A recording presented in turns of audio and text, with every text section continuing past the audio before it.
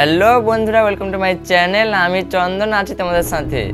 আজকের video title এবং thumbnail থেকে বুঝতে পারছি আমি কি টপিক নিয়ে কথা বলতে চলেছি। হ্যাঁ গাইস, জম্মু কাশ্মীরকে নিয়ে ভারত এবং পাকিস্তানের মধ্যে দিন দিন দ্বন্দ্ব লেগেই আছে। আসলে জম্মু কাশ্মীর কার, ভারতের না পাকিস্তানের? আজকের আমরা এই টপিক নিয়ে কথা বলতে চলেছি। চলো বেশি কথা না বলে আজকের মূল ভিডিওর মধ্যে যাওয়া যাক। সময়টা ছিল 1947 সাল। স্বাধীনতার সময় ব্রিটিশরা ভারতকে শুধুমাত্র ধর্মের ভিত্তিতে ভারত এবং পাকিস্তান এই দুটি দেশে ভাগ করতে চেয়েছিল। এটা কিন্তু সম্পূর্ণ সত্য নয়। ব্রিটিশরা ভারতকে 565টি ভাগে ভাগ করতে চেয়েছিল। স্বাধীনতার আগে ছোট বড় দেশ মিলিয়ে ভারতে মোট 565টি রাজ্য ছিল। ব্রিটিশরা সেই সব রাজ্যের রাজা এবং জমিদারদের ভালো করে বোঝায় তারা যদি ভারত এবং পাকিস্তান এই দুটি দেশে যোগ দিতে না চায় তাহলে তারা আলাদা স্বাধীন রাষ্ট্র ঘোষণা করতে পারে। ভারতকে দুটি ভাগে সহ্য করা যায় না, আবার 565টি ভাগ। ইংরেজদের সেই ঘোষণার বিরুদ্ধে কংগ্রেস নেতা বল্লভভাই প্যাটেল, ভিপি মেনন এবং জওহরলাল নেহরু উঠে পড়ে লাগলো সেই সব রাজ্যগুলিকে ভারতের সঙ্গে যুক্ত করার জন্য। 565টি রাজ্যের মধ্যে 549টি জুড়ল ভারতের সঙ্গে এবং 13টি যুক্ত হলো পাকিস্তানের সঙ্গে। কিন্তু হায়দ্রাবাদ, চুনাগড় এবং জম্মু কাশ্মীর এই তিনটি রাজ্য আলাদা স্বাধীন রাষ্ট্রের দাবি ঘোষণা করে। এরা না আসবে ভারতে, না আসবে পাকিস্তানে, এরা থাকবে আলাদা স্বাধীন।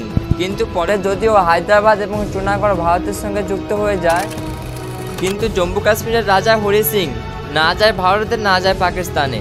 15ই আগস্ট 1947 সালে ভারত স্বাধীন হয়। ভারত স্বাধীন হওয়ার পর ঠিক 2 মাস পর পাকিস্তান কাশ্মীর আক্রমণ করে। তখন কাশ্মীরের রাজা হরি সিংয়ের কাছে এত সৈন্য নেই যে পাকিস্তানের বিরুদ্ধে যুদ্ধ করবে। সেই সময় রাজা হরি সিং ভারতের কাছে সাহায্য চায়, কিন্তু সর্দার বল্লভভাই প্যাটেল বলে তোমাকে কেন আমরা সাহায্য করব? জম্মু কাশ্মীর তো ভারতের অঙ্গ না, ওটা তোমাদের স্বাধীন রাষ্ট্র। ভারতের সেনা শুধু ভারতের সীমানার জন্য। কিন্তু হ্যাঁ, জম্মু কাশ্মীর যদি ভারতের সঙ্গে যুক্ত হয় তাহলে আমরা তোমাদেরকে সাহায্য করব। সেই সময় আর কিছু উপায় না পেয়ে হরি সিং রাজি হয়ে যায়। তখন সর্দার বল্লভভাই প্যাটেল ও জওহরলাল নেহরু মিলে হরি সিংকে নিয়ে একটা লিখিত চুক্তি করিয়ে জম্মু কাশ্মীরকে ভারতের সঙ্গে যুক্ত করে নেন। এবার বল্লভভাই প্যাটেল সেনা পাঠায় কাশ্মীরে। পাকিস্তানের সেনা যখন শ্রীনগর পর্যন্ত চলে এসেছিল তখন ভারতীয় সেনা হিরোর মতো এন্ট্রি করলো এবং পাকিস্তানি সেনাদের রাতারাতি ভাগিয়ে একদম সীমানার বাইরে পাঠাতে থাকলো। সেই মুহূর্তে জওহরলাল নেহরু যুদ্ধ বন্ধ করার ঘোষণা করলেন। এবার জানবো কেন কাশ্মীর সমস্যার সমাধান আজও হয়নি। যখন ভারতীয় সেনা ফাটিয়ে পাকিস্তানের সেনাদের সাথে যুদ্ধ করছিল তখন জওহরলাল নেহরু কাউকে কিছু না জানিয়ে যুদ্ধ বন্ধ করার ঘোষণা করে দিলেন, কারণ উনি আর যুদ্ধ মারামারি এইসব দেখতে পাচ্ছিলেন না।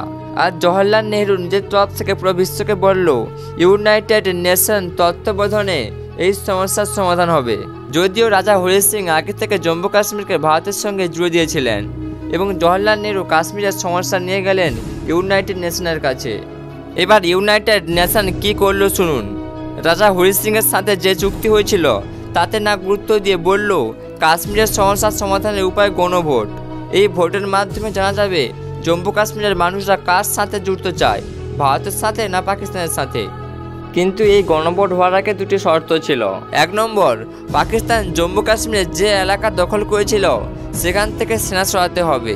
আর 2 নম্বর, ভারত জম্মু কাশ্মীরের ওপর থেকে কিছু অংশ সেনা সরিয়ে নিতে হবে, তবেই এই গণভোট সম্পূর্ণ হবে।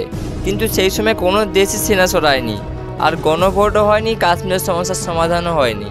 1947-48 সালে জম্মু কাশ্মীর নিয়ে যখন যুদ্ধ হয়েছিল সেই সময় কাশ্মীরের একজন লিডার উঠে আসে।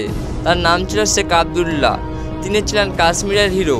তিনি কাশ্মীরের সকল বাসীর সমস্যা নিয়ে আন্দোলন করত। শেখ আবদুল্লাহ জম্মু কাশ্মীরের লিডার ছিলেন। তিনি চিন্তায় ছিলেন জম্মু কাশ্মীরকে ভারতের সঙ্গে জুড়বে না পাকিস্তানের সঙ্গে জুড়বে, না জম্মু কাশ্মীরকে আলাদা স্বাধীন রাষ্ট্র হিসাবে ঘোষণা করবেন।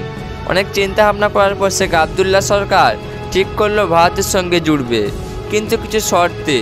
পণ্ডিত জওহরলাল নেহরু কাশ্মীরকে ভারতের সঙ্গে যুক্ত করার জন্য সকল শর্ত মেনে নিয়ে তৈরি করলো 370 ধারা। গাইস, আজকের পর্যন্ত এইটুকু। আর এরকম ইনফরমেটিভ ভিডিও পেতে ভিডিওটাকে লাইক করে চ্যানেলটাকে সাবস্ক্রাইব করে রাখো।